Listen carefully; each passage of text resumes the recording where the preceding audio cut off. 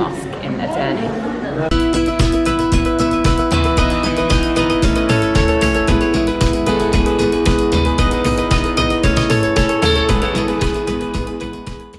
What we love about coming to a place like Edirne is that it practically has everything that Istanbul's got, just without any tourists. It's absolutely amazing.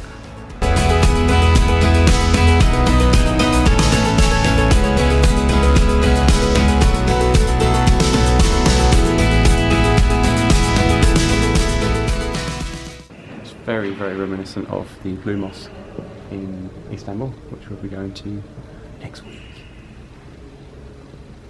Absolutely incredible.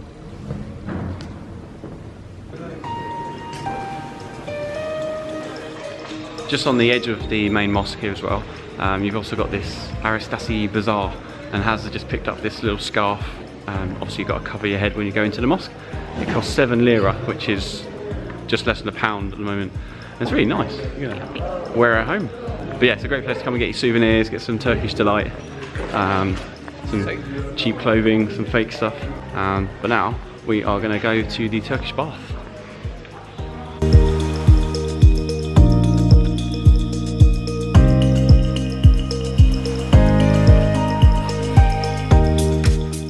I'm about to go into this men's Turkish bath now. I'm a bit freaked out by the guy in there though. He's only got one eye and looks weird, smells. And there's another guy in here pumping his heart with something. Okay, I'm going in. Wish me luck. Oh my god, that was one of the best things I've ever done in my life. That felt incredible. It was 100 lira in the end, which is about 12 quid. And basically have a full-on scrub down after a bit of a sauna kind of experience. And then you have a good wash, you get all the dead skin off. Then you give a massive kind of weird bubble bath hand thing. And then you wash it all off again and have a big massage. And he literally clicked everything in my body that I didn't know could click. And then afterwards you just sit there and chill with them and have a chat about football, as you do, and have a cup of tea. Just out here waiting for Hazza to finish in her hammam. She's also having a good time. And the lovely lady just brought me out some coffee. Proper Turkish coffee, cannot beat it. I loved it so much.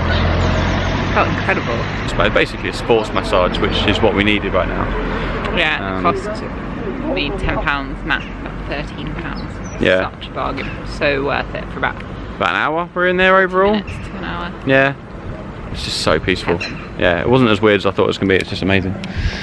And now we are going to go and find some food. Best time to do it as well is go in the morning and then go straight for lunch.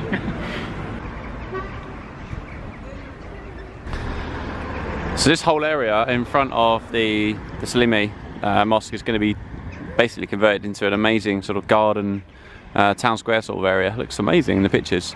But it's quite nice to see it without it as well. It feels really untouristy, especially in October. And the hammam we just went to was built apparently 700 years ago. And it's still in use exactly as it was.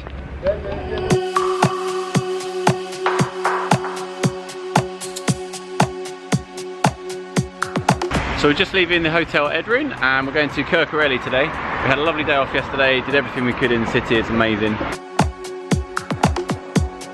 So we just took the D535 out of Edirne and we turned right after the exit for the D080, which is the main motorway by the looks of it. And this way should be a lot quieter. That main road as well out of Edirne was fine. They're the big hard shoulder, so no problems at all. Quite quick, good surface. Got all of our lights on. Should be fine.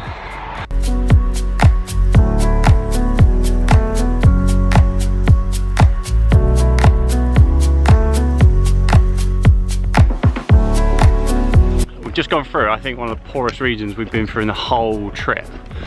More than some of the ones in Serbia. We're also the shanty town area here. Shocking.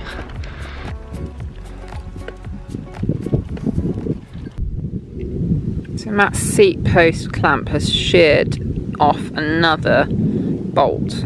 I can't understand how it's happened. It means we can't keep his seat above the base of the seat post. It's really not ideal for cycling. So we're trying to bodge it again. just gonna have to ride without a saddle for a long way. Okay, so ridiculously, I've managed to budget for a little bit by wedging my sandals underneath there on top of the pannier rack and putting a brick into my saddle bag. I'll show you what I mean. So in that saddle bag there's a brick, and it means that the saddle hopefully won't go down too much, and that's given me probably an extra 4 inches or so I can actually get a little bit of power.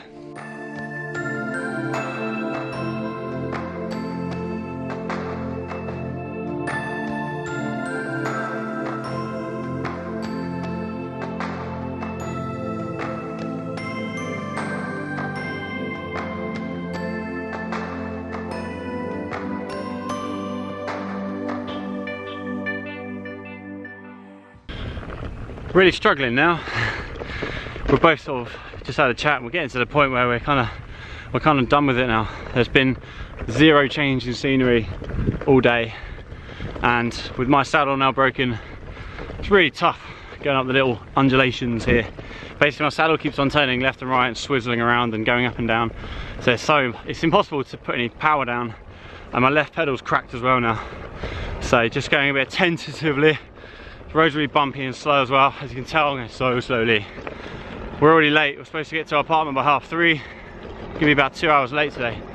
But if there's a £1 kebab at the end of the day, it'll be alright. We just kind of want to get there now. Got so many fun, exciting things to look forward to in Istanbul, and going to Cappadocia, and then back home. A lot to look forward to. We've got 3 days of this undulating hill, flat then not flat, nothing to see apart from agriculture. It's a bit of a letdown of a finish, I guess, but when we get to the Black Sea we'll be so proud and so happy. We still haven't found anywhere to stay yet, being off season a bit as well, but basically after that it's only 60k to Istanbul. It's gonna be amazing.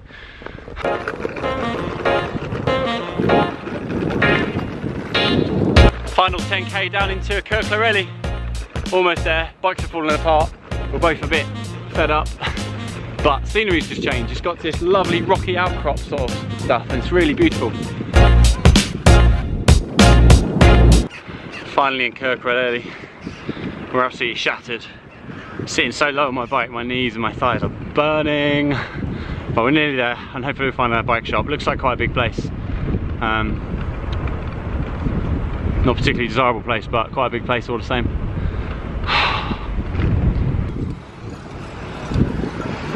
And this is where we're staying tonight. Serenity Apart. Hopefully the owner's here somewhere.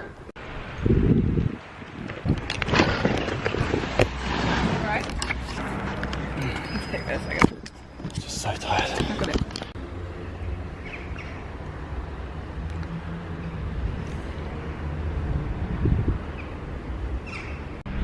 So basically we're here now at these apartments, and it was an absolute nightmare to find because we haven't got a phone that works in this country, so you can't call anyone.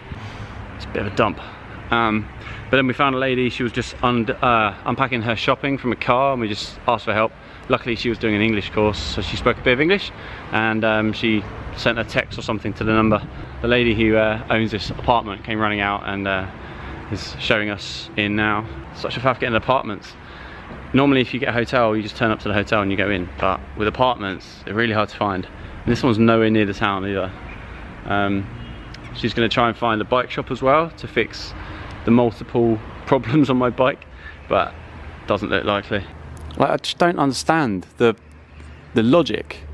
All these apartments are all finished, obviously they're all brand new, but then the ones downstairs completely unfinished. This one hasn't even got any windows in and it's starting to rot.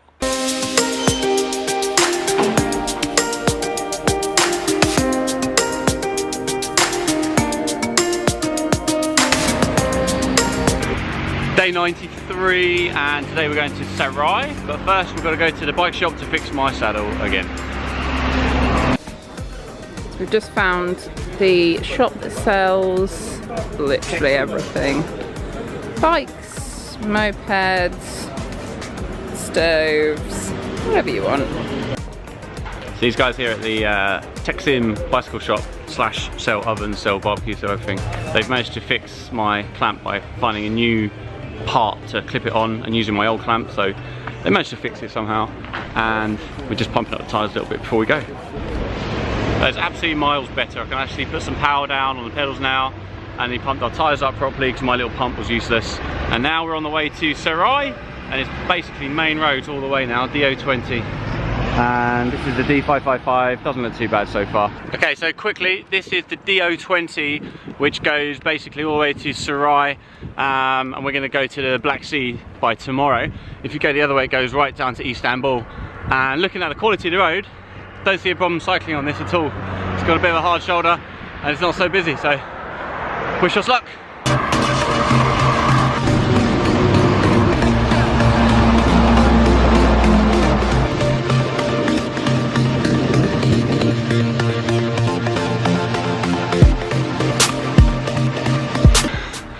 Very, very hilly, but you know, every time you go up a hill you got a nice downhill as well, so it's fine to burn it up and then you can just freewheel down.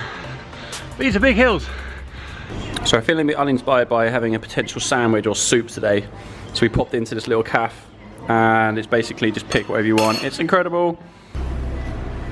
As it's Friday, I bought some chocolate, but their desserts just look so good, so I've gone in for this as well. Look at that. Caramel. I don't know actually. How would you explain it as? I don't know yet. What is it? No idea.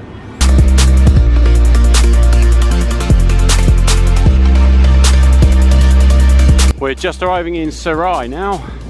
75 odd K day. Not too bad. Mostly just on the big roads, so not that interesting, but we passed through some really nice little towns. Tomorrow we head to the Black Sea. So we made it to the first place, which we're hoping will have accommodation. It's called the Emek Pansionu. There's actually nothing on the internet, but we found this one. It looks like a hostel, we're not really sure. It doesn't have prices or anything. We're gonna go in there and see what happens. Hello! Shiny. They can probably see you.